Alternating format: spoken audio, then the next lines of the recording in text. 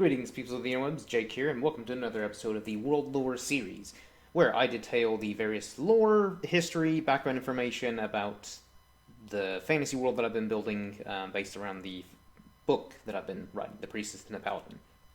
So the first four episodes were character profiles, which are kind of related to the world lore, basically detailing the four main leads of the Priestess and the Paladin book. And then followed by that, I did a video on the dwarves, as they're my favorite fantasy race, and that's what I wanted to start with, followed by the dwarvish pantheon of gods.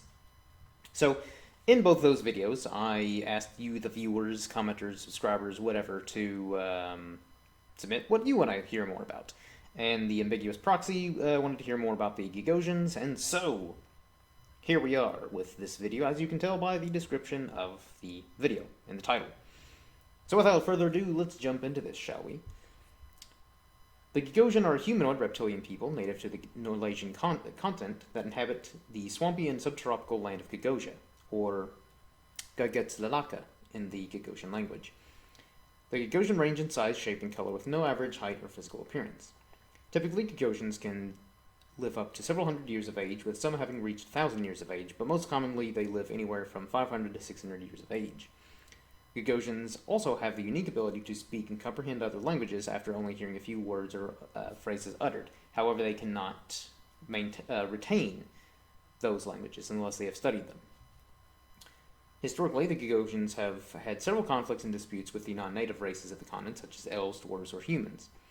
The Gagosians have mostly been in conflict and wars with the race of men, as the humans continue to grow in population and expand. According to Gagosian mythology, they are the descendants of the dragons that once ruled the skies of the known world. This belief has further caused tension and conflicts with the other races, as many of them saw the dragons as oppressive overlords in the days of old. Culturally, the Gagosians are an isolationist country, preferring to keep to themselves and do very little trading with the outside world, especially with the non-native races. They are traditionally a matriarchal society, with the head monarch simply being known as the matriarch. Matriarch is not only the political head of the Gagosian people, but also the spiritual leader as well, and it is said that her word is that of the dragon gods the Gagosians worship. Due to the many conflicts the Gagosians have had with the other races of Noylag, they are very wary of outsiders and rarely, throughout their history, have allowed outsiders within their borders.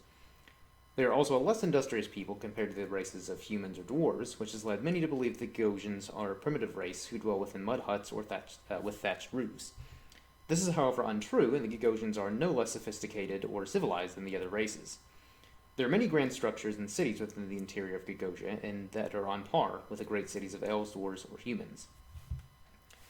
So, at the time I first created this race, I thought it was being very original in creating these humanoid reptile people, but as it turns out, that's not super uncommon in the fantasy genre, as there are lizard folk in D&D on top of Dragonborn, which are, these dragon-like people in D&D.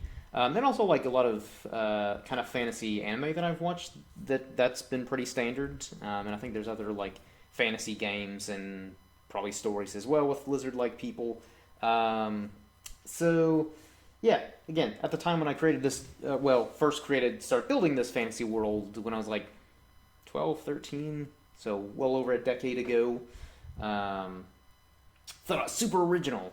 But nonetheless, it's not a huge surprise because the fantasy genre has been around for so long and it's really hard to be original. I at least tried to kind of, distinguish my reptile people from other fantasy works, hopefully. They're definitely a lot of fun to create, especially like as I've kind of progressed with the kind of ideas and concepts with the Gagosian people. Because initially I kind of just created them, not really intending to do a whole lot of like stories centered around them or have a whole lot of them featured in some of the stories that I had in mind originally. But then as I started writing, one of the main characters in The Priestess and the Paladin, Varaxel Firescale, who you're probably seeing on screen right now, artwork done by the always amazing Art Mendoza, is actually a Gagosian, and he is actually one of the minority groups within the Gagosian homeland. He is the Dragon Guard, which are kind of these they're kind of bigger in size and just kind of like the way their I guess kind of body structure is. They're kind of stout compared to the others, as they were kind of bred to be the bodyguards to their dragon overlords. And they even have the gift of being able to breathe fire, or according to lore back in the day, the dragons bestowed that gift upon them. And so, basically, as I started to write the first book and having a Gagosian as one of the main leads, that's when I kind of started to create more about the mythos and the culture and stuff like that about the Gagosians. So that was actually a lot of fun, because as I just kind of naturally progressed, I wanted to delve a little bit more into the different cultures. And same thing with some of the other main leads, like Faradell, who's an elf, Narn, who's a dwarf. Try to delve a little bit on like the backstory on like the dwarves, elves, and all that stuff. But yeah, so that's the basic gist of the Gagosians. At some point, I probably will do a more detailed video, especially on like the different, I guess like sub races or ethnic groups within the Gagosian culture. Because as I mentioned in this video, that there are different, that there is no average size, shape, color, or anything like that, just because there are several different kinds. And the artwork that you're seeing kind of throughout this video, those I kind of just took from just Google Images, just kind of typed in like reptile people. Outside of the one of Varaxel, that one was actually done by R.R. Mendoza, who's kind of been doing all my artwork. All the others I just kind of found off Google, so hopefully I don't know if those. Probably should have double checked to see if those were of free use or not. But anyways, that was just kind of to get a rough idea on kind of the different appearances of what the Gagosians could look like. But yeah, so seeing as how I did a lore video on the Gagosians, the follow-up video will be on the mythology and pantheon of the different gods and goddesses within the Gagosian religion. After that, though, I'm not sure what I'm going to do. Could be elves, could be halflings, gnomes, some of the human cultures. But if you all have a preference, leave your comments below on what you would like to hear more of, or if you just have any general inquiries, feel free to comment those below, just if you want to know more about the fantasy world that I've built, and I may even do videos on whatever your inquiries are.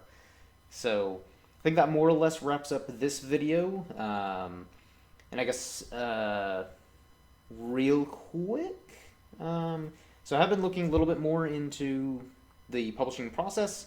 I kind of have, and I think I mentioned this a little bit in the previous video, where I kind of mentioned my progress in the publishing aspect of this. So I do have a small list of publishers that I'm kind of looking at right now, and this weekend at the time of this recording, I'm going to do a lot, kind of dive a little bit more, and maybe even look into a few more publishers. So I'll try to keep you all updated on how that's going. Just kind of how far along I am with publishing and all that stuff. And probably once I get closer to publishing the first book, I'm going to start a website for anything regarding the book, and all things dealing with that. I'll still continue to upload videos here on the channel, kind of to work in tandem with both the website and the book release, and future book releases and stuff like that, considering or assuming that all goes well. So more stuff to look forward to here in the future, so feel free to subscribe if you have not yet already and are interested in learning more about the book series or the world that I've created, and just any updates in general. So yeah, the typical outro YouTube stuff, like, comment, subscribe, all that jazz. And until next time, everyone, cheers.